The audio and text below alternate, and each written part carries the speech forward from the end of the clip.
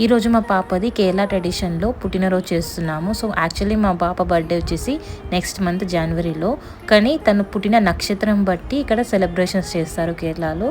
So ఈరోజు తన పుట్టిన నక్షత్రం బర్త్డే అనమాట. సో అందుకే కేరళ ట్రెడిషన్లో మేము బర్త్డే సెలబ్రేషన్ చేస్తున్నాము. సో మా అత్తయ్య వచ్చేసి కేరళ సద్య ప్రిపేర్ చేశారు. సద్య అంటే కంప్లీట్ వెజిటేరియన్స్ ఉంటుంది, వెజిటేరియన్ వెరైటీస్ ఉంటాయి. సో మా పాపకి తనే తినాలంట, తన హ్యాండ్ తోటే తినాలంట, మనం తినిపించొద్దన్నారు.